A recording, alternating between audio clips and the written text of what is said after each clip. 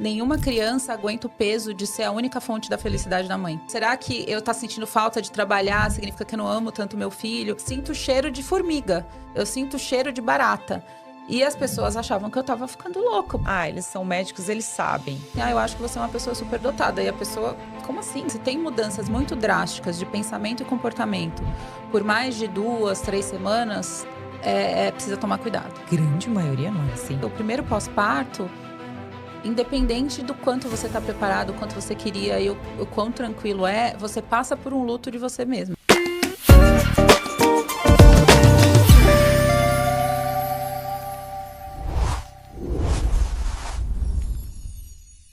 Olá, boa tarde. Hoje a gente vai falar um assunto muito difícil. Hoje o tema é difícil. Eu nunca trouxe nada parecido, então vai ser um podcast inovador. Hoje eu tô com a Cristina Rodrigues. Ela é psiquiatra, ela é especialista em perinatal.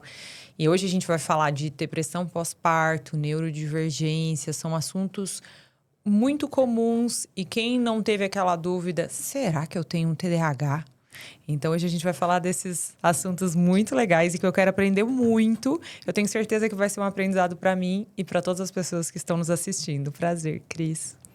Obrigada pelo convite, Ju. Eu estou muito feliz de estar aqui. Eu me sinto muito honrada com esse convite. Né? Eu te admiro demais. Eu também. Até brinquei, né? Que eu sou sua futura paciente, então é uma admiração muito grande mesmo. Fico muito feliz de estar aqui. Olha, eu vou te falar que durante a minha formação, a psiquiatria, eu tive muito pouco contato com a psiquiatria. Acho que eu não sei se são todas as faculdades assim, mas a psiquiatria é algo que eu acho que cresceu muito e tem muito campo ainda para crescer. Hoje a gente fala mais sobre os diagnósticos, sobre as doenças, mas mesmo assim, até para mim é um campo muito desconhecido. Uhum. Então, é uma coisa muito legal que hoje vai ser um baita de um aprendizado. Vamos começar com depressão pós-parto. Mas antes disso, se você gostar desse podcast, não deixa de dar o like e encaminhe esse vídeo para qualquer pessoa que você tenha dificuldade, que você saiba que está passando por dificuldades em relação aos seus filhos, a depressão pós-parto ou qualquer outro componente psiquiátrico. Eu acho que é muito importante que ela receba esse vídeo. Cris, me fala um pouquinho sobre a romantização da maternidade, das dificuldades que a mulher enfrenta nesse período, que é tão importante para ela, né? Sim, é engraçado porque quando eu comecei a trabalhar nessa área, eu fazia bastante curso de gestante para tentar, né, conscientizar um pouco mais as mulheres, os familiares. E às vezes eu saía com uma sensação de que elas me viam como se fosse um Grinch da maternidade, sabe? Aquela pessoa que estoura os balõezinhos, assim. Uhum. Mas eu acho que é uma das áreas mais romantizadas que eu trato no meu dia a dia, né? As pessoas entram no processo da maternidade, às vezes até na própria gravidez e no pré-natal, não que não seja bom, né, fazer todos os planos, pensar em todas as coisas, mas às vezes, do mesmo jeito que a gente investiga outras coisas nesse período, né, a gente tem que ter um cuidado maior com a mulher. A gente também tem que ter um olhar para essa parte da saúde mental. Porque muitas vezes, desde a época da fase das tentantes, isso já pode afetar, né?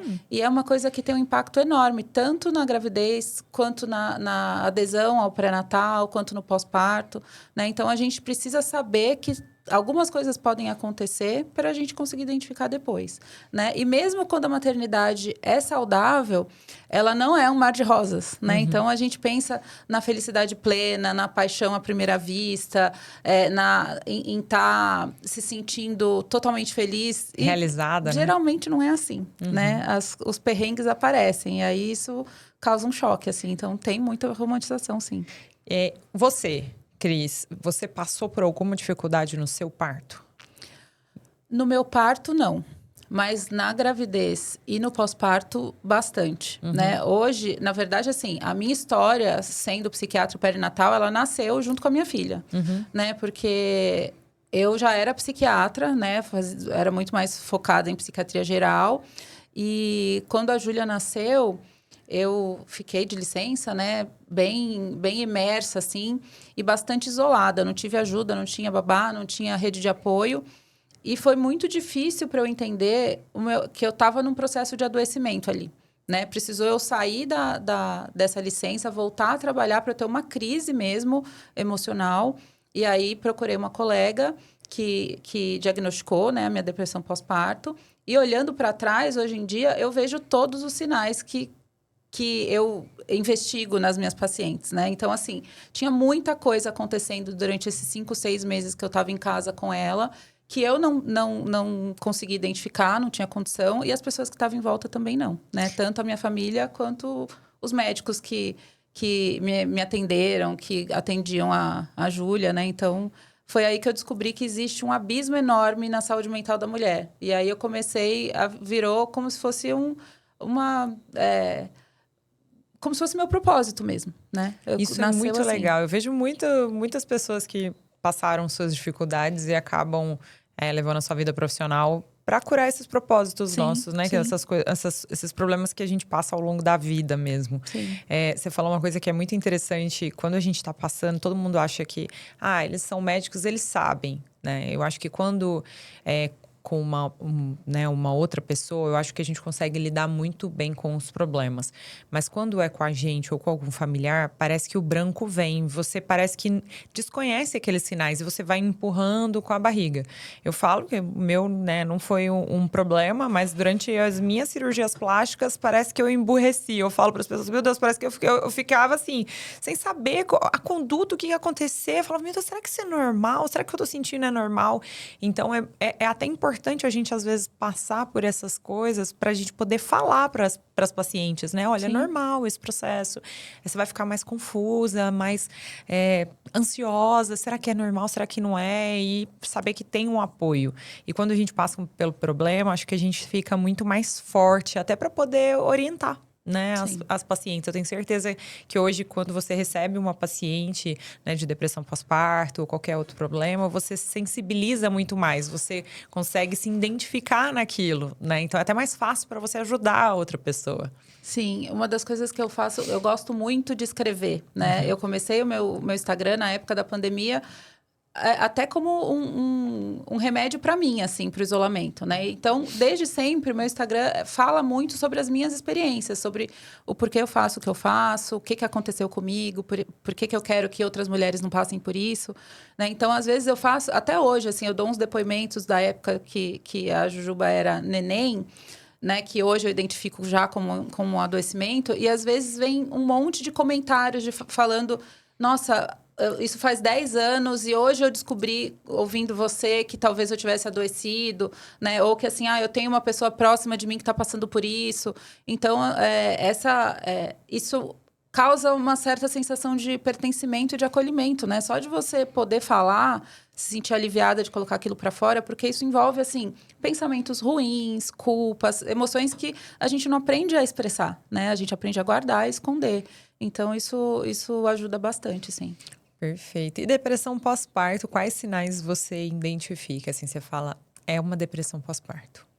Olha, é difícil ter alguns sinais que são muito exclusivos, assim, né? Na psiquiatria, a gente tem um conjunto de sinais e sintomas que são muito diferentes entre um paciente e outro, né? Mas a gente pensa muito, assim, na mudança significativa de humor, de comportamento daquela pessoa, né? Dela tá muito diferente do que seria o normal dela. Tá tendo um prejuízo grande nos relacionamentos, no autocuidado, na funcionalidade. E há quanto tempo isso se instalou, né? Para a gente ter certeza que é tempo suficiente para a gente considerar um adoecimento, né? Mas, de qualquer jeito, a depressão também é um adoecimento que ele é idealizado, né? A gente pensa numa pessoa deprimida, a gente coloca... vem à mente imediatamente uma pessoa que chora e não toma banho, né?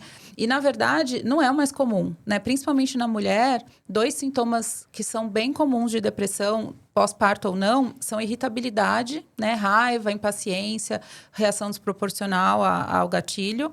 E anedonia, que é uma perda de interesse e esperança na vida, né? Então, aquela pessoa que só quer ficar sentada, que só fica no celular, que não quer fazer mais nada do que gostava antes, que não tem energia para ir para academia, que quer fazer as coisas, mas não consegue, né?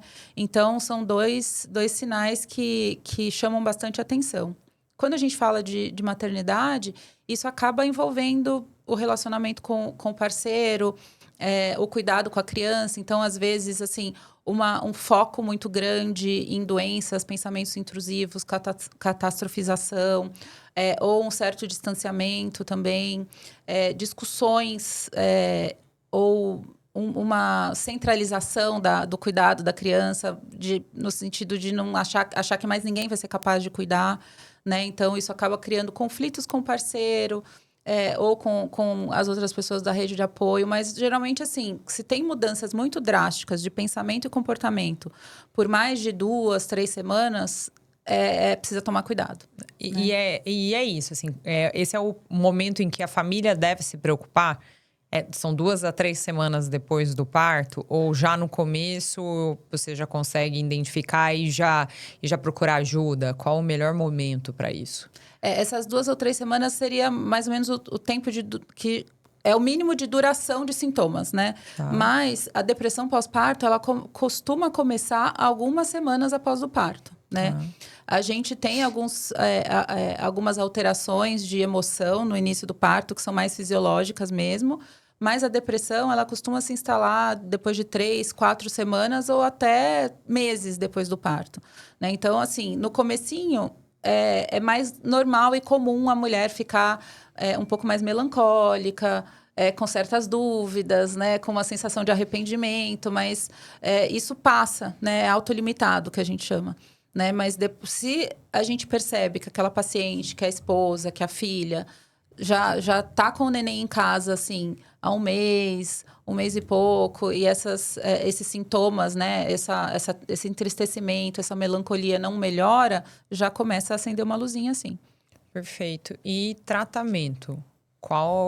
O que você mais indica de tratamento? Assim, já é medicamentoso de uma vez ou não? Pera, vamos fazer uma parte da psicologia primeiro, depois a gente tenta medicamentoso.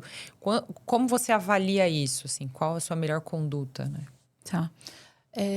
Na verdade, assim, é raro que a paciente chegue para mim antes de ir para terapia, né? Geralmente, ela é a terapeuta, o psicóloga que encaminha, mesmo nessa fase do pós-parto.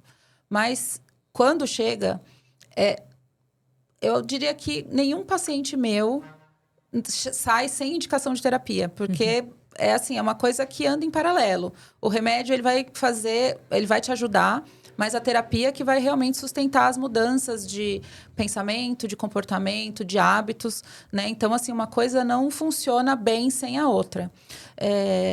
Mas isso depende muito do quadro que eu identificar, né? Quando a gente pensa, se a gente identificar uma depressão um pouco mais leve e for uma paciente que não queira iniciar uma medicação por algum motivo, né, ela discorde da conduta, a gente pode sim sugerir o tratamento não medicamentoso, a terapia, mudanças de hábito. A questão é que é uma fase muito delicada, né? Como é muito difícil eu conseguir sugerir para uma mulher que está com um bebezinho de 1 mês, 2 meses, fazer atividade física 3, 4 vezes na semana, se alimentar super bem, dormir 8 horas por noite, né? A terapia... São fatores extremamente estressantes, né? Que Sim. Qualquer mulher em níveis normais, hormonais, ou já teriam muita dificuldade. Agora, a privação do sono Exato. já é assim, potencialmente... já vai potencialmente alterar o humor da mulher, né? E geralmente também elas procuram o tratamento psiquiátrico quando elas já estão no limite, assim. Então, por via de regra, no pós-parto, não costumam chegar pacientes num quadro depressivo mais leve, né? Geralmente é moderado para grave. Então, a gente sugere medicação mesmo, inicialmente. Perfeito. Em relação à maternidade ainda, o meu maior público com certeza é mãe, ali 35 até 60 anos. Então, também provavelmente é o seu grande público. E eu percebo muito dismorfismo corporal. Depois da gestação, é muito comum a mulher ter perda da identidade quando ela olha no espelho. Ela fala, meu Deus, isso aqui já não faz parte mais de mim. O que é essa mama? Caiu tanto, meu Deus, não consigo achar nenhuma roupa. O biquíni não encaixa, o sutiã não entra, aí nada flui. Aí o tempo todo ela quer estar bem escondida porque ela já não se sente mais confortável. Para ter uma relação com o marido, às vezes é no escuro.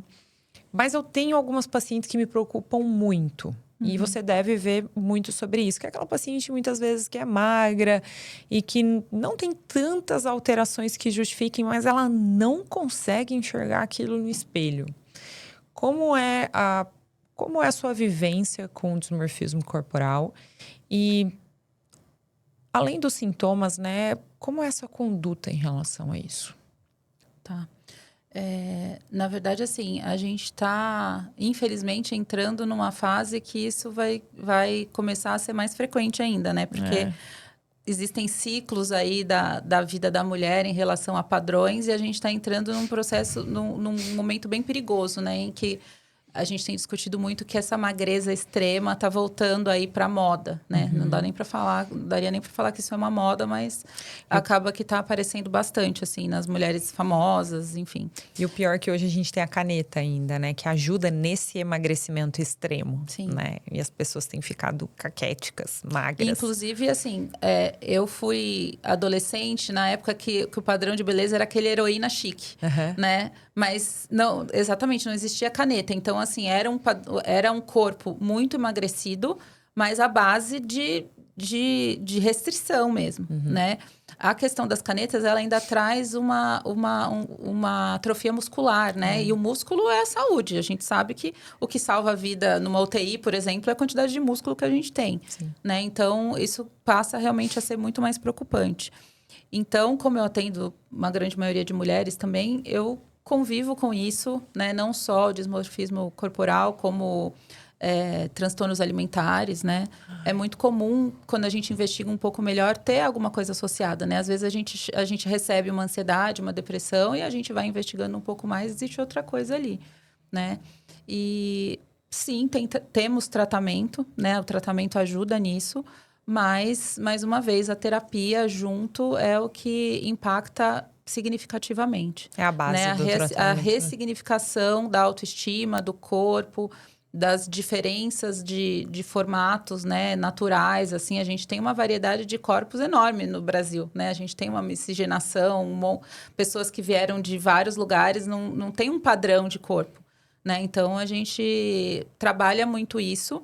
E eu acredito que o tratamento da depressão, quimicamente, mexe com muita coisa, né?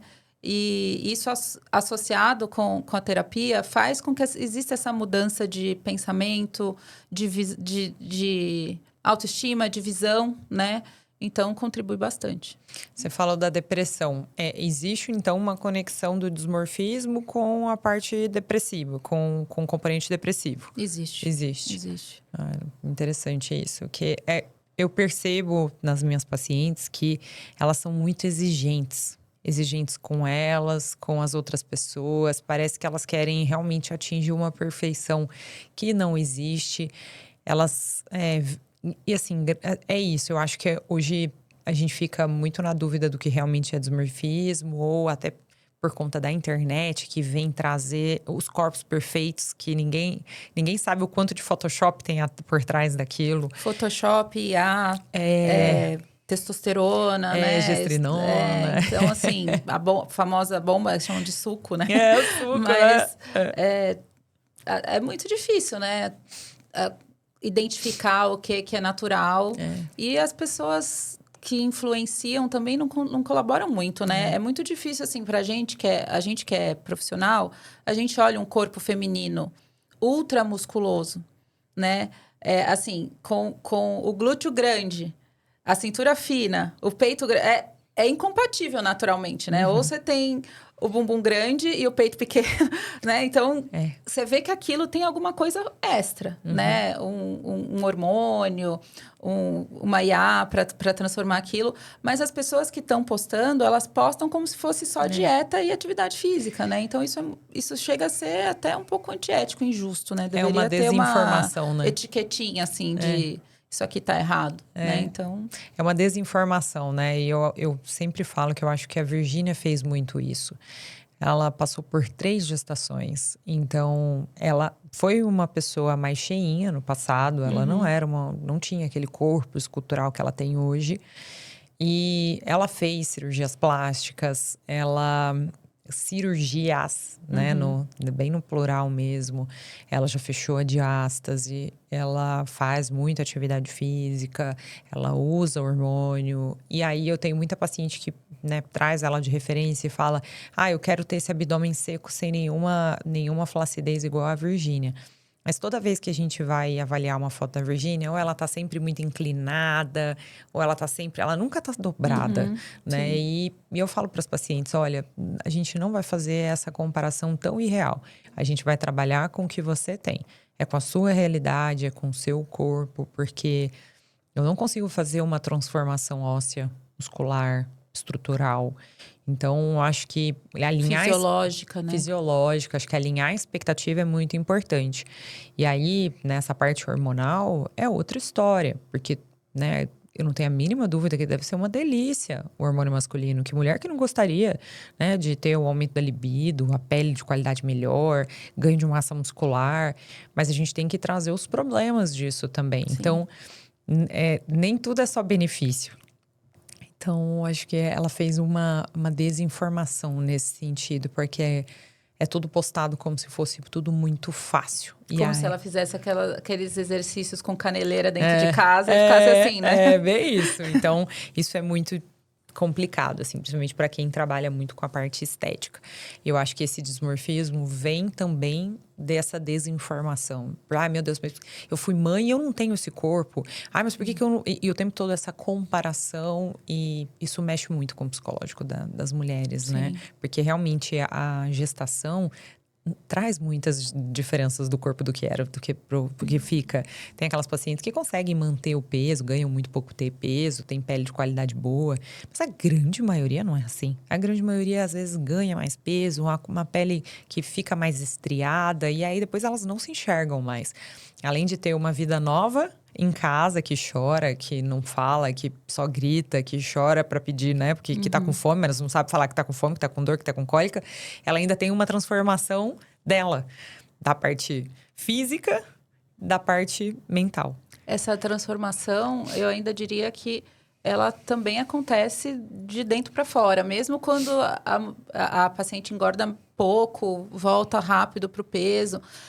Eu sempre brinco que, principalmente o primeiro pós-parto, independente do quanto você está preparado, o quanto você queria e o quão tranquilo você passa por um luto de você mesma, né? Aquela mulher que a gente era antes da criança nascer, ela é inalcançável. Eu sempre eu dou um exemplo assim, às vezes você pode estar no trabalho, antes da criança nascer, você pode estar no trabalho, e aí você liga pro seu marido, pode ser o cara mais gente boa do mundo, você fala: olha, eu tô aqui com as meninas, a gente tava conversando, resolvemos fazer um happy hour, eu não vou voltar para casa hoje tão cedo.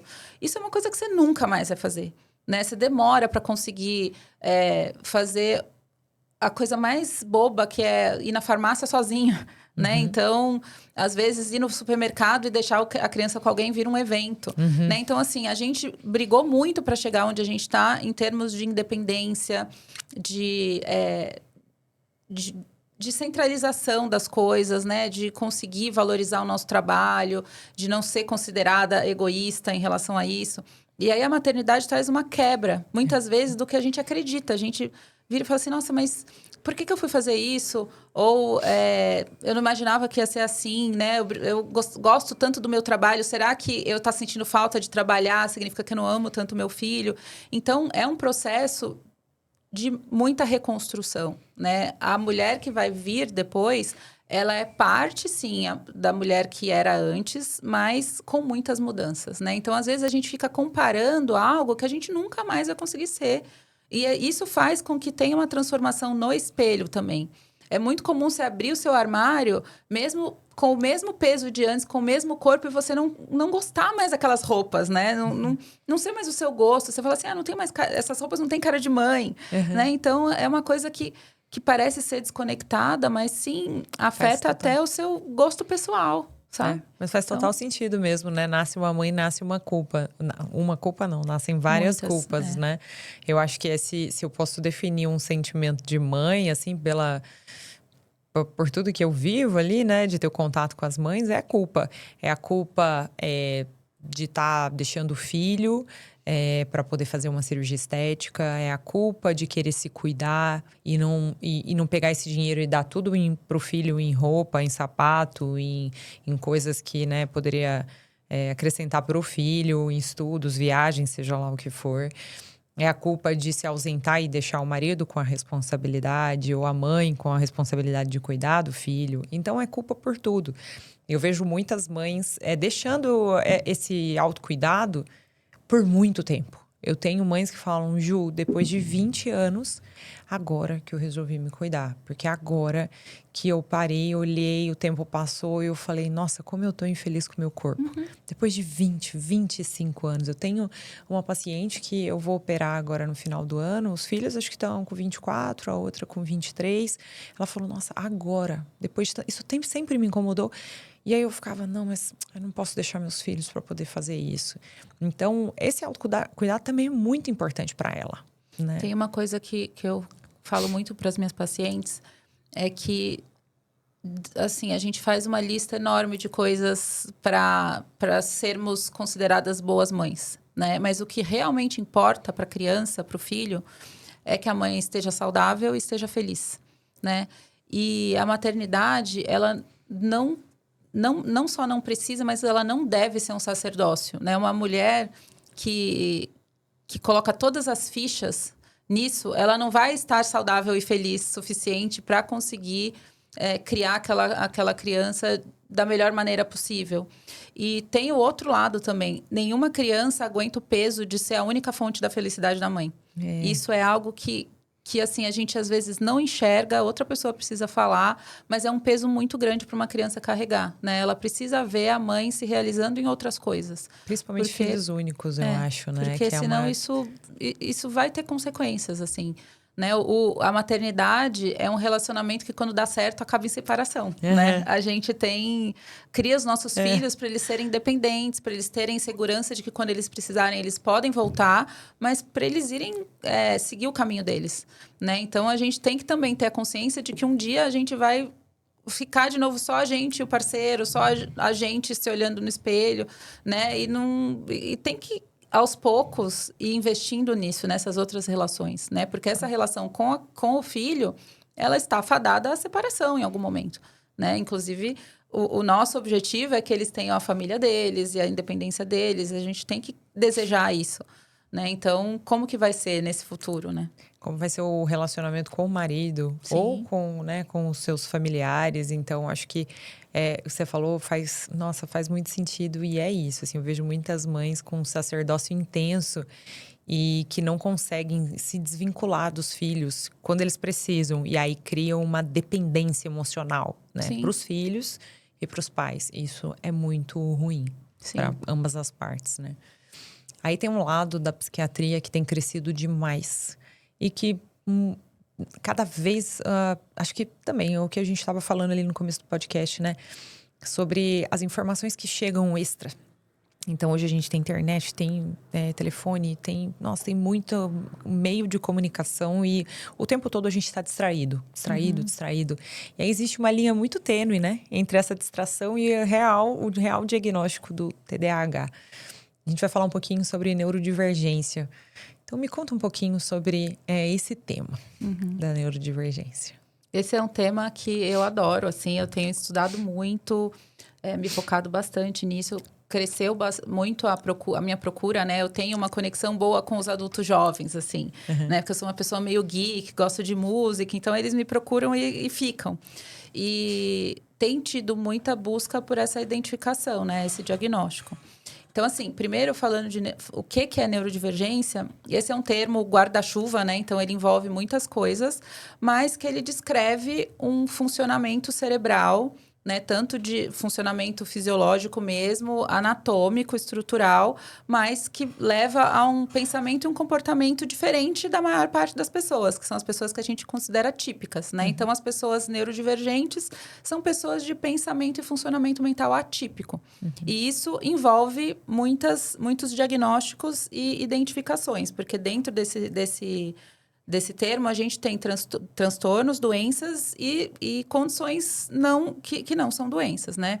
As que a gente mais fala hoje em dia são o TEA, né? O autismo, o TDAH e a superdotação, né? Tem também descalculia, outras alterações, né, do funcionamento, mas essas 3 são as principais e, inclusive, elas têm muitas conexões, né? Elas têm características parecidas e às vezes isso pode confundir, né? Às vezes a gente recebe, às vezes eu recebo paciente que tem certeza que tem uma neurodivergência, a gente vai investigar, realmente ele é neurodivergente, mas com outro diagnóstico, né? Então, mas esse aumento de identificação acontece muito porque essa informação está sendo mais espalhada, mas, por outro lado, a gente tem uma tecnologia, a ciência evoluiu e a gente tem mais condição de identificar, né? Então, feito com critério, eu acho excelente, né?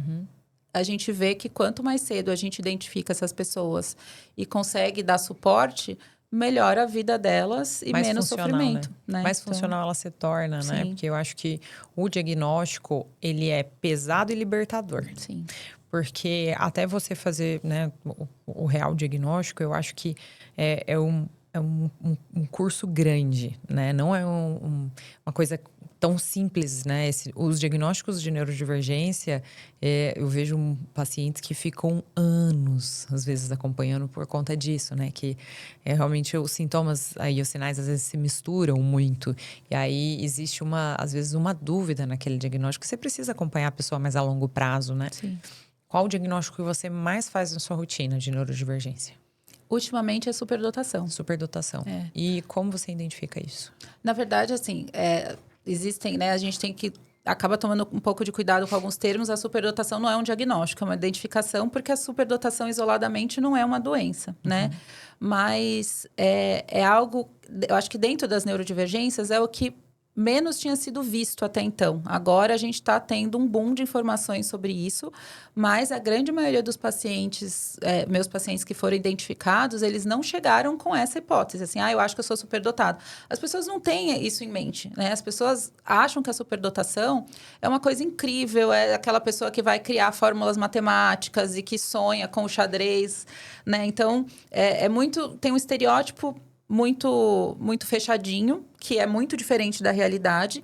E também parece que é uma certa soberba falar isso, né? Mas, na verdade, a superdotação, além do componente da inteligência, ela traz muitas questões que causam sofrimento para esse paciente também, né? Porque é um paciente também diferente e que se sente diferente, um peixe fora d'água a vida inteira. Então, eu tenho alguns pacientes que vieram, que já tinham tido diagnóstico de transtorno borderline, transtorno bipolar, ansiedade, toque. E aí, um monte de tratamento, um monte de medicação que não funcionou. E quando a gente foi investigar um pouquinho melhor, não, agora eu acho que eu tenho TDAH. E aí vai fazer o neuropsicológico, que é uma avaliação bem completa, né, de vários dias, que ajuda na identificação das neurodivergências.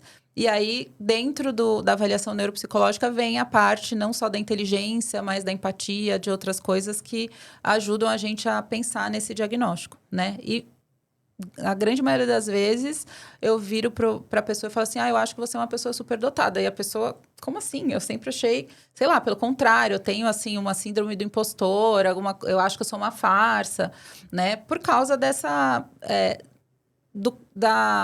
da complexidade que é você crescer com uma potencialidade que não é nunca atingida, nunca valorizada, né? Isso pode, sim,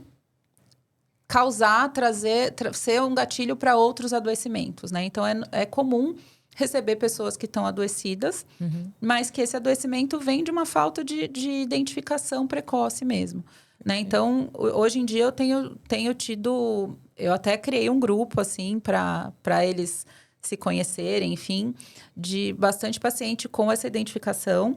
Mas é comum também a gente ter o que a gente chama de dupla excepcionalidade, que é mais de um diagnóstico junto, né? Então, assim, a pessoa ter TDAH e ter superdotação juntos, né? E aí isso causa um mascaramento, um mascarando sintomas do outro, mas também potencializando em outros pontos, né?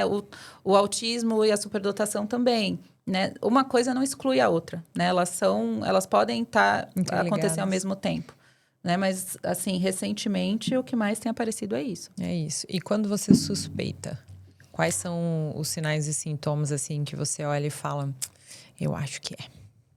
Olha,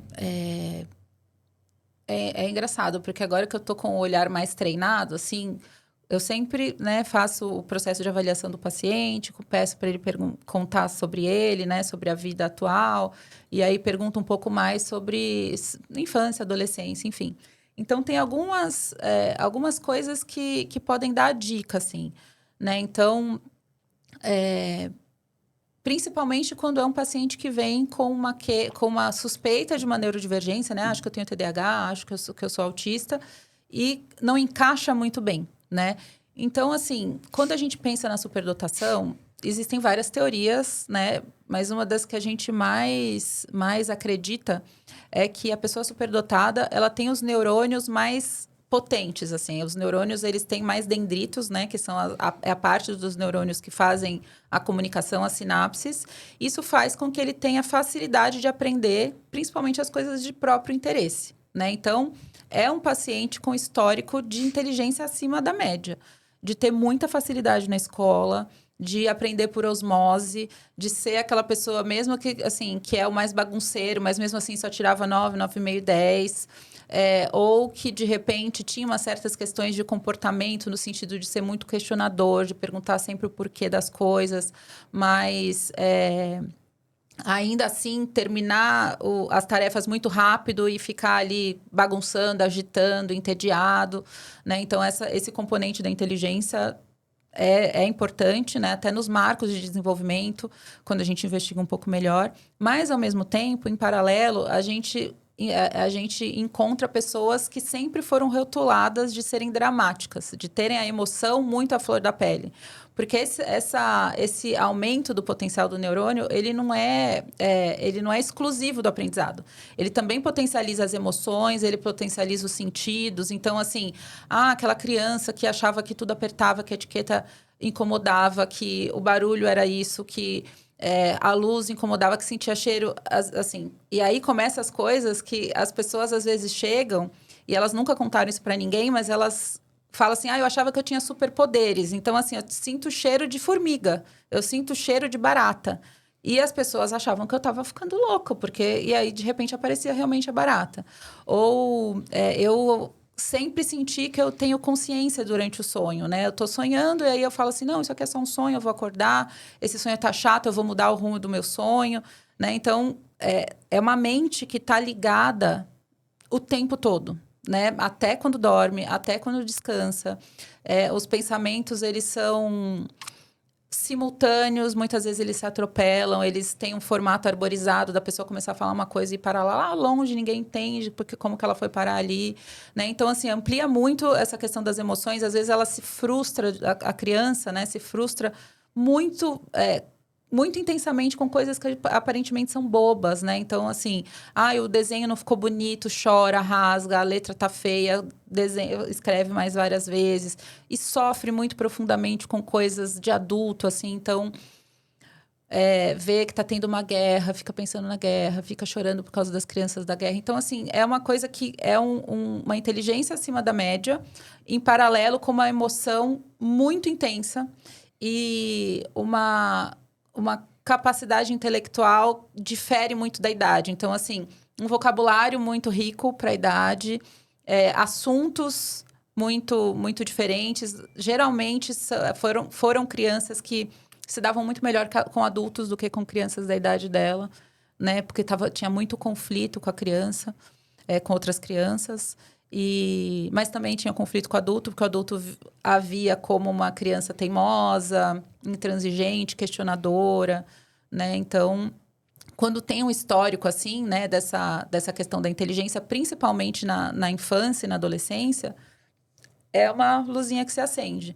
E aí, muitas vezes, esse paciente, ele passa por uma fase de transição, porque quando ele chega na faculdade, ele chegou num gargalo. Então, as coisas não são mais tão fáceis como antes. E aí que é a hora que ele começa a se sentir uma fraude e se sentir um impostor.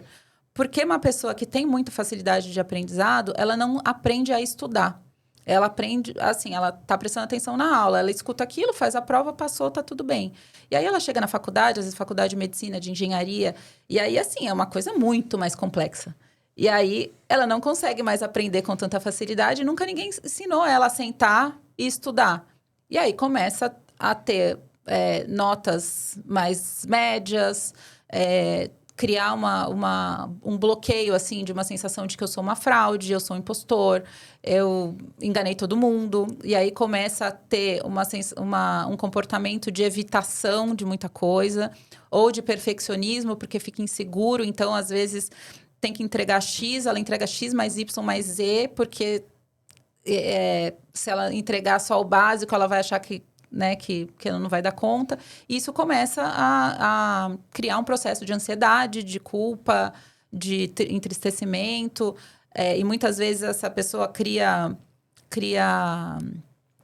algumas manias, assim, de organização. E aí, às vezes, é por isso que chega com esse diagnóstico de toque, de ansiedade, de isso, de aquilo. E aí, são pequenas coisas de comportamento na história do paciente que a gente que a gente escuta, que traz essa ideia, assim. Né? Eu poderia ficar horas aqui falando sobre isso. E é muito interessante, porque tudo que você vai falando realmente pode se confundir muito com as outras doenças, né? Porque é tudo meio interligado, assim. Essa questão, você vê que, né, às vezes ela é mais agitada, que eu tenho um monte de pensamento, e você já fala, não, mas por que não a outra? Na criança que não fica parada na escola, ou então, assim, hiperatividade.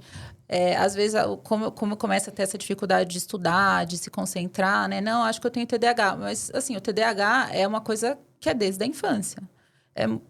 É um pouco difícil você ter tirado 9, 9,5 e 10 até, né, a escola, e de repente você desenvolver um TDAH na vida adulta. Isso não existe, né? Então, a gente precisa entender o que está acontecendo.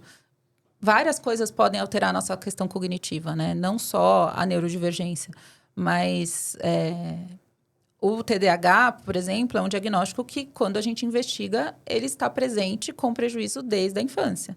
Né? Então, muitas vezes a gente entende, sim, que existe ali um funcionamento diferente naquela pessoa, um funcionamento cerebral.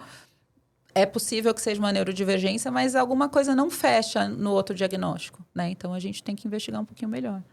E o tratamento da superdotação, como é? Acredito eu, também terapia, mas tem tratamento medicamentoso? Não. Da superdotação, não. Não, né? A superdotação em si, ela não vai trazer um prejuízo, né? A não identificação dela, eu diria que traz um prejuízo. Né? Porque você não saber o porquê você é daquele jeito... Gera uma ansiedade, né? Gera uma ansiedade, gera uma culpa, gera uma sensação de não pertencimento. E aí a pessoa começa a questão de mascarar, né? Essa questão, o que a gente chama de mascaramento, é muito comum nas neurodivergências. E às vezes eu falo que, assim, é como se a criancinha, desde que ela começa a se entender por gente, ela colocasse uma mochilinha nas costas e fosse colocando pedrinhas, né? Que é para, assim, eu descobri que esse comportamento não está adequado. Põe uma pedrinha. Eu descobri que ser assim faz com que as pessoas briguem comigo, né? Então, eu não vou ser mais. Mas o não ser mais assim é um peso que ela tem que carregar. Porque ela está lutando contra a natureza dela. E aí, quando ela chega, né, na vida adulta, assim, 20 anos, 25 anos, ela está carregando um peso enorme para conseguir se adaptar àquele mundo que não foi feito para ela, né? E isso traz muito sofrimento. E aí, é muito comum a gente chegar numa identificação e num diagnóstico, e a primeira coisa que a pessoa faz é se sentir mal. Eu gostaria que isso tivesse acontecido antes, né? Ou ao mesmo tempo fala, não, então quer dizer que eu sou doente, sim, né? Mas depois que passa essa fase do luto, ela tira aquele peso das costas e sente um alívio enorme, né? Que não tem mais necessidade de fingir o tempo todo. Eu acho que todo diagnóstico traz uma grande liberdade, assim, porque você sabe que tem algo errado, mas não consegue identificar o que é. E quando alguém dá um nome para isso, você fala, pronto, é isso. Eu tenho este problema, como eu vou resolver, né? Como eu vou controlar, como eu vou tratar. Então, acho que fica mais fácil de lidar com o problema. Se você fosse dar... aliás, antes, né?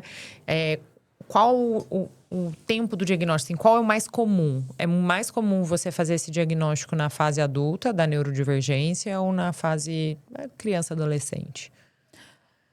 Eu especificamente não atendo criança, mas a gente tem números que são até um pouco injustos, assim, né? Os meninos, eles têm diagnóstico de neurodivergência entre 8 e 10 anos, no geral. E as mulheres, entre 35 e 45 anos. É mesmo? As mulheres, elas têm elas têm uma associação maior com o mascaramento, desde sempre, né? Isso é não só uma questão de gênero, mas muito relacionada também ao ambiente. Então, assim, os sintomas das neurodivergências, eles não têm diferenças entre a mulher a menina e o menino. Porém, a menina, desde sempre, ela aprende que menina tem que ficar quietinha, tem que sentar que nem mocinha, tem que ficar paradinha na mesa, tem que comer direitinho, não pode ser competitiva, não pode xingar a amiguinha. Então, com isso, elas vão sendo podadas e podadas desde o começo e moldadas para aquele comportamento, né? E os meninos não, eles acabam tendo mais liberdade de, né? É muito comum a gente falar assim, é o menino sendo menino, né? Tá fazendo arte, é um menino. Exato, não estuda, né? é um menino. Não, menina é princesa e o menino, né? Então, assim, eu sempre falava que a minha filha, se ela fosse uma princesa, ela ia ser a princesa Fiona, porque assim, era a única que... Agora a Moana também, mas as outras, ela tava completamente fora do padrão. Mas é isso, né? Então, as meninas, elas vão aprendendo e, comumente, elas acabam tendo uma quebra maior desse mascaramento em momentos da vida relacionada à fase hormonal. Então, mulheres que têm TPM, TDPM, né, muito intensa, muitas vezes têm uma disfunção que se confunde com outras coisas, com a própria TPM, mas é uma quebra nesse mascaramento. E eu falei dessa idade de 35 a 45 anos, porque o pós-parto e a perimenopausa são momentos de muitos diagnósticos hoje em dia. Porque a queda hormonal faz com que a mulher tenha uma sobrecarga tão grande emocional que ela não tem mais energia para sustentar o mascaramento. E aí é como se vazasse tudo aquilo que ela estava segurando, né? Então, até a maternidade atípica, que as pessoas associam muito a maternidade atípica com ser mãe de pessoas atípicas, mas também a gente tem as mães atípicas, né? Então, na maternidade atípica, a culpa da mulher, o sofrimento da mulher está muito associado com uma disfunção de organização mesmo. Porque é o momento em que ela não dá mais conta de fingir, de guardar aquilo que ela estava guardando a vida inteira. E na perimenopausa também, né? Que começa a variar muito o hormônio. E aí, às vezes, você acha que aquela questão cognitiva é o brain fog, na verdade, é o TDAH que né, que ficou desequilibrado mesmo. Né? Então, são pontos importantes para investigar a neurodivergência na mulher, tanto no pós-parto quanto na perimenopausa. Que interessante. Do autismo, quando você começa a suspeitar do autismo? Assim, dá para suspeitar do autismo desde a infância, né? Os pediatras, os neuropediatras, os psiquiatras infantis. Existe, claro que muito critério para fazer diagnóstico, né? Tem uma idade mínima para a gente começar a considerar realmente um diagnóstico, de dar laudo, de bater o martelo. Mas quando a gente começa a ver alguns sinais e alguns comportamentos, o ideal é já intervir com terapia imediatamente, né? Quanto antes a gente começa a tratar algo que a gente percebe que vai causar sofrimento, menos isso vai afetar o desenvolvimento daquela criança, né? Mas quando a gente tem um diagnóstico e a gente faz uma avaliação em retrospecto, a gente começa a perceber sintomas desde bebê, né? Tanto na época de amamentação, no olho, ou no choro da criança, no padrão de sono, né? Não só do autismo, as outras neurodivergências também. Mas fazendo esse retrospecto, quando, por exemplo, chega uma criança de 5, 6 anos no consultório para investigação, é de praxe perguntar para a mãe como que era a amamentação, se a criança olhava no olho, como que foram os marcos de desenvolvimento, como que era o padrão de sono, as sonequinhas do dia, o sono à noite. Se era uma criança que chorava o tempo todo, que assim, tem a criança que às vezes chora, você fala assim, nossa, os vizinhos vão chamar a polícia. E eu já tentei olhar tudo e ela não para de chorar, né? Então, você começa a ver que existe um padrão de funcionamento cerebral diferente desde sempre, né? A criança já nasce diferente. Então, mas o diagnóstico mesmo começa a ser feito na idade escolar, eu diria. Na idade escolar. E se fosse pontuar uma grande diferença do autismo para as outras neurodivergências? Eu acho que seria... O que mais se fala é a socialização. Né? O impacto na socialização. Não é todo autista que tem claramente dificuldade de socialização, mas mesmo o autista nível 1, se a gente investigar um pouquinho melhor, é aquela pessoa que, assim, depois de uma festa, de uma confraternização, ela tem ressaca, sabe? Ela tem que ir para o quarto, tem que se fechar, tem que descansar, dormir por horas, ou esgota mesmo a bateria social, né? Então, às vezes, aparentemente, ela não tem, mas se a gente conversar de verdade e procurar, ela vai ter. E se você fosse orientar uma mãe sobre a procura da ajuda, assim, quando ela deve procurar ajuda, em quais sinais do desenvolvimento que ela percebe tem alguma coisa errada, não está evoluindo como deveria, aqui eu preciso procurar ajuda? É interessante porque às vezes não é nem alguma coisa errada, né? Às vezes uma coisa muito certa, né? Então, assim, algo que a gente não pensa é que as crianças neurodivergentes, elas podem ter os marcos de desenvolvimento adiantados também, né? E aí, a gente normalmente, né, não vai falar assim, nossa, mas meu filho é mais inteligente do que normal, meu filho tá precoce nisso, né? Mas isso geralmente é uma coisa muito boa, sim, né? E na verdade deveria ser um sinal de alarme, né?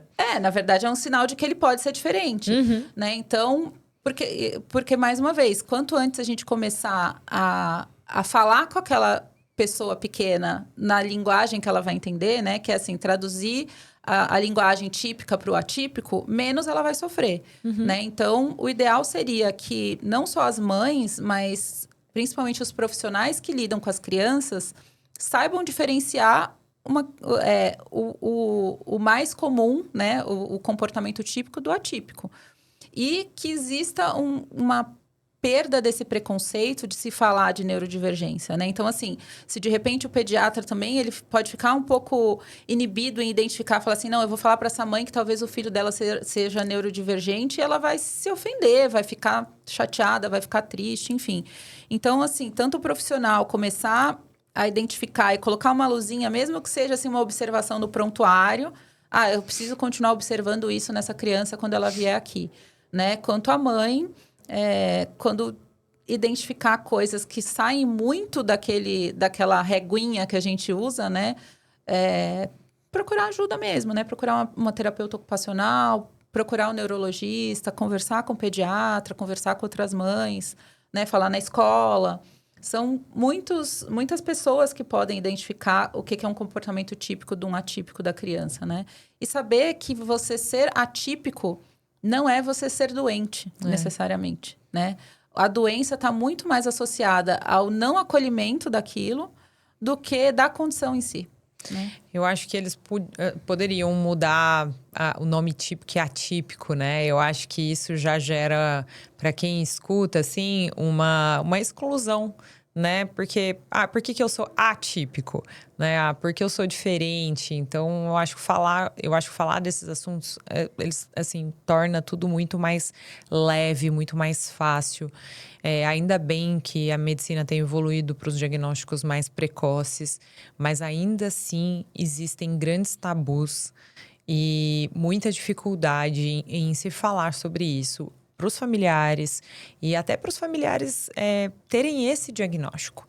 Tem muitos profissionais que não sabem nem orientar, falar, olha, não, aqui realmente pode ser um alerta, alguma coisa assim, vai para tal profissional, indicar mesmo. Eu acho que até pelo medo de como essa família vai se comportar. A minha irmã, ela teve eu tenho uma irmãzinha de 4 anos. Ai, e aí todo mundo acha que ela é minha filha quando eu posto foto dela. Ela é maravilhosa e ela teve muita dificuldade no desenvolvimento. Logo com quase 2 anos, ela teve uma bronquiolite muito grave, foi entubada, teve uma parada cardíaca, ficou na UTI muito tempo. E ela nunca foi de muito contato. E ela sempre mais séria, mais quietinha. E logo depois dessa extubação, que ela saiu do hospital, aí ela parece que... uma sensação é que ela teve uma fase meio depressiva, assim. Ela ficou bem mais retraída, ela não verbalizava. Na verdade, ela demorou muito para começar a verbalizar. Ela tinha muito pouco contato visual. E aí eu e minha irmã, nós somos médicas. E aí ela tem na verdade, ela mora longe da gente, então a gente não conseguia conviver tanto com ela, né? Ela mora junto com a mãe em Araxá, eu moro aqui e minha irmã lá em BH. Então, toda vez que a gente se encontrava, a gente ficava assim, ai, Bela, será que tem alguma coisinha aí que a gente precisa investigar mais a fundo? Mas o meu pai não aceitava a gente falar desse assunto. Ele falava, não, criança é assim mesmo. Não, vai demorar. Cada criança é de um jeito. Cada criança é de um jeito, cada criança tem seu tempo. E aí ela se desenvolveu. Ela parece que foi do dia pra noite, assim, aí vai pra escolinha, aí foi. Mas por muito tempo a gente ficou na dúvida se ela realmente tinha alguns sinais, algumas coisas ali em relação ao autismo. Mas é isso, assim, eu acho que procurar ajuda, procurar informação. O diagnóstico precoce é muito importante para o desenvolvimento dessa criança. Primeiro, para ela não se sentir diferente, mas para ela ter todo o suporte que ela precisa para um bom desenvolvimento, né? Sim. Eu acho que...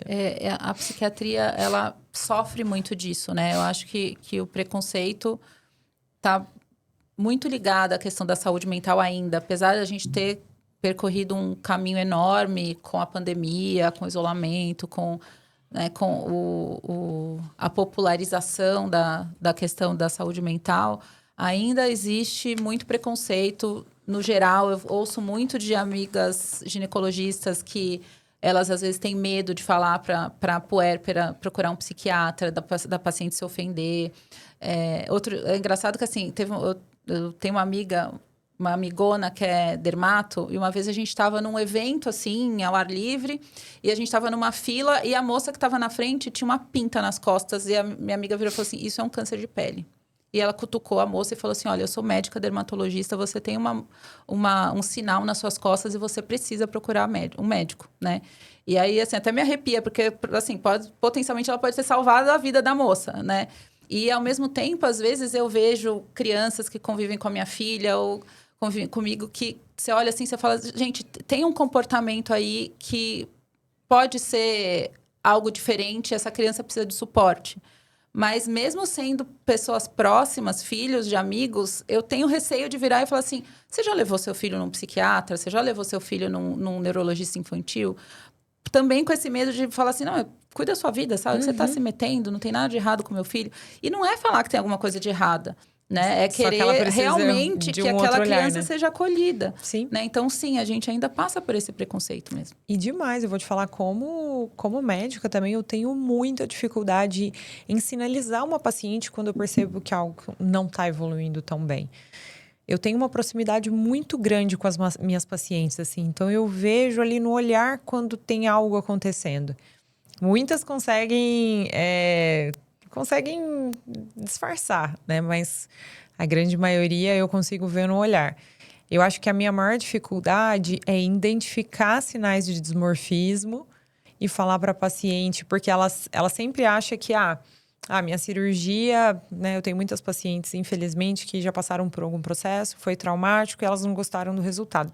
E às vezes o resultado tá lindo, mas elas sentem que não tá como elas gostariam. Eu falo, mas tá lindo, tá ótimo. Não, não tá, eu quero melhorar, não sei o quê, aqui. Eu falo, poxa, tá assim, daqui pra... Se eu mexer, vai ser pior.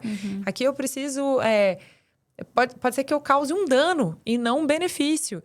Então, a minha maior dificuldade é de sinalizar isso para o paciente. Olha, será que não é uma autocobrança ou será que não é um dismorfismo? Então, até para a paciente não achar assim, ela acha que eu sou doida. Ela acha que eu sou louca. Ela tá falando isso, ela tá sugerindo que eu vá ao psiquiatra e ela acha o quê? Então, eu tenho muita dificuldade porque existe mesmo um preconceito em relação a isso. E é tão importante quando a gente faz esse diagnóstico, né? Porque até para o paciente se gostar. Se identificar, porque às vezes é isso. Ela procura uma perfeição que às vezes às só vai vezes o causar paciente um não dano está mesmo. pronto para ouvir mesmo. Mas, ao mesmo tempo, voltando para o que você falou, no começo do podcast, mesmo nós médicos tivemos muito pouco contato com a formação de saúde mental na faculdade. A minha faculdade, eu considero que ainda tinha um pouco mais, mas era uma coisa que eu sempre gostei e eu sempre busquei, né? Então, meio que desde sempre eu sabia que eu queria ser psiquiatra. Então, eu sempre fui para esse lado. Eu acho que até meus colegas da mesma faculdade não se aprofundaram tanto nesse assunto. E até existe uma brincadeira de, não, psiquiatra é outra coisa, né? É meio médico, meio outra coisa, né? Então, muitas vezes o médico tem esse receio, que é um receio verdadeiro, mas também não tem tanto tato com isso, né? Então, o que eu diria é que é primeiro realmente se conectar com isso da paciente, né? Então, perguntar para ela por que você se sente assim? Me mostra, né? Vamos tentar entender juntas o que você está sentindo assim. Olha, a gente vive num mundo que impacta muito a visão que a mulher tem sobre ela mesma, né? Eu trabalho com imagem de mulheres, eu converso com várias mulheres, eu sou mulher e eu sei o quanto que a internet, que as influenciadoras, que as fotos, que tudo podem mexer com a nossa cabeça, né? Até agora com a questão da IA, até a gente tem uma dificuldade de identificar o que é realidade e o que não. Então, assim, vamos tentar aprofundar um pouquinho mais nisso, né? De colocar dentro do dia a dia do atendimento um pouquinho de saúde mental, né? Porque do mesmo jeito que a gente brinca que, enfim, que a musculação, o sono, a alimentação faz parte de toda a especialidade da medicina, a saúde mental também tem que fazer, né? Porque se a saúde mental não estiver bem, vai impactar na sua área, não tem como. Não tem como, eu acho que isso é um conjunto e que é muito desvalorizado pelas pessoas. Eu faço terapia e é o melhor investimento que eu faço, assim, na minha vida, porque por muitas semanas, assim, às vezes eu vou pra terapia e falo... tenho nada para levar, essa semana foi ótima. A terapia dura 1 hora e eu tinha muito mais coisa para falar no final das contas, assim. Porque... E às vezes a terapia também precisa...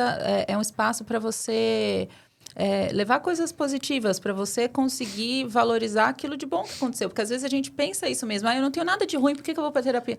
Não, a terapia não é para levar só as coisas ruins. Mas é a verbalização. Muitas vezes também eu acho que eu passei por um momento muito, muito difícil, não sei o quê. E quando eu vou verbalizar, eu falo, nossa, nem foi tão difícil assim. Sabe? Pensando bem, acho que eu potencializei aquela situação. Então, você verbalizar sobre os assuntos torna tudo melhor, assim. Eu acho que você consegue resolver os seus próprios problemas, até você com a sua cabeça mesmo, suas emoções. A minha instrumentadora essa semana falou assim, nossa, Ju, eu tenho te sentido tão mais... Ela procurou a palavra assim, eu falei, o quê? Mais o quê? Eu já achei que ela ia me criticar, né? Mais o quê? Aí ela, não sei, talvez mais leve. Eu falei, mas eu acho que eu tenho sentido isso mesmo. Tenho me sentido bem mais leve, bem mais confortável com a Juliana, porque eu acho que eu tô conseguindo resolver muito bem os problemas, assim, que antes me afligia por semanas e agora fico bem rapidamente. Uma coisa que é investimento maravilhoso para a vida é algo que eu chamo de letramento emocional, assim. Que é uma coisa super importante, né? para a gente levar para os nossos filhos, mas nós que somos mais velhos e não tivemos isso, a gente tem que correr atrás. Que é não só conseguir tentar identificar as emoções, colocar nome em cada uma delas. Às vezes eu recebo pessoas no consultório que elas não sabem nomear o que elas estão sentindo. Diferenciar uma angústia de uma ansiedade, de um desespero, Não sabem, né? Não sabem assim, coloca no papel quantas emoções, tipo divertidamente, assim, quantas emoções você sabe o nome, né? Então, assim, esse letramento emocional é libertador para as relações, para a profissão, para a relação com o paciente, a relação profissional e pessoal. E ir se aprofundando nisso mesmo, né? Entender que, assim, não existe emoção ruim, né? As emoções todas têm uma função. Né? Eu falei do Divertidamente, eu acho esse filme genial, assim, não só para as crianças, mas como para os adultos. Eu já assisti ele várias vezes e eu já assisti com a minha filha mais de uma vez e eu vejo, à medida que ela vai ficando mais velha, ela vai entrando numa camada mais profunda do filme. E o filme foi claramente feito para isso, assim, né? Então, colocando isso no mundo mais adulto, é realmente conseguir nomear as coisas, colocar para fora, falar sobre emoção. Falar sobre o que a gente sente não é um assunto só para o consultório ou para a terapia. É um assunto para o almoço, para o casamento. Né? Então, isso ajuda demais. Assim, tira um peso enorme da nossa vida. Eu procurei a terapia por irritabilidade. Eu me sentia tão irritada o tempo todo, irritada com as pessoas, irritada com o ar, irritada com o ambiente, irritada com a voz, irritada com a mastigação, irritada. Porque tudo eu achava que era irritação. E aí foi um dos pontos principais, assim, que ela começou a bater. Ela falou, tá, mas me conta um pouco mais como você sente. Sabe que eu sou irritada? Sim, mas você só fala sobre irritação. O que mais você sente? E aí foi quando eu comecei a prestar atenção no que eu sentia. Porque para mim tudo era irritação, tudo. Se eu tava triste, eu tava irritada. Se eu tava, tudo irritada. E aí é isso. Eu acho que quando a gente começa a nomear, dar nomes, você fala, meu Deus, são muitas emoções nesse caminho mesmo. E nem sempre é uma irritação. Então, acho que desde pequenininha, se eu tivesse sido criada e educada a verbalizar o que eu sentia, acho que teria sido um caminho mais fácil, né? Você identificar as suas emoções. E, Cris, por que você escolheu a psiquiatria? Essa é a primeira pergunta. E a segunda é, qual foi a história que mais te marcou na sua carreira? Tá. A psiquiatria sempre... Na verdade, assim, eu preciso voltar um pouquinho mais. Não era o sonho da minha vida ser médica. Eu sempre achei que eu fosse fazer alguma coisa de humanas. Eu gosto muito de escrever, eu tenho uma veia criativa muito grande, assim, escrever, trabalhos manuais, ler. Então, eu achava que eu ia ser jornalista, escritora, alguma coisa bem diferente. E os meus 2 irmãos mais velhos eram médicos, né? Fizeram medicina. Então, rolou uma certa pressão familiar para seguir aquela mesma história. Eu sempre fui muito boa aluna, sempre, né, tinha o perfil para fazer medicina. E a minha estrutura familiar não era muito boa, né? Eu não tinha, assim, um acolhimento, não tinha muito poder de escolha, não tinha muita independência para isso. E a vida me levou para a faculdade de medicina. E dentro da faculdade de medicina, com certeza, a psiquiatria é a coisa mais humana que tem, né? É que você mais lida com pessoas no sentido de ouvir o que elas têm para dizer, né? Isso sempre me encantou. E a questão de você poder... Quando eu fui estudando um pouco mais sobre a mente humana, eu fui me apaixonando ainda mais sobre isso. Sobre a questão de como a emoção é criada, como os pensamentos... Da onde os pensamentos vêm.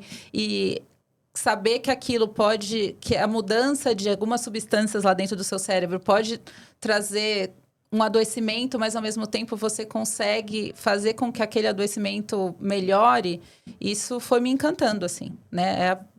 Desde que eu entrei na faculdade, era a área que eu achava que tinha mais a ver comigo, assim. Mas por causa disso, eu sempre fui uma pessoa muito de humanas, de gostar de ouvir histórias das pessoas, de ler livros e ver filmes e lembrar daquela história com detalhes sempre, né? Então, eu achei que tinha tudo a ver comigo, aquilo de sentar e ficar ouvindo a pessoa contar a história dela e, a partir da história dela, eu criar um raciocínio e conseguir ajudá-la, sabe?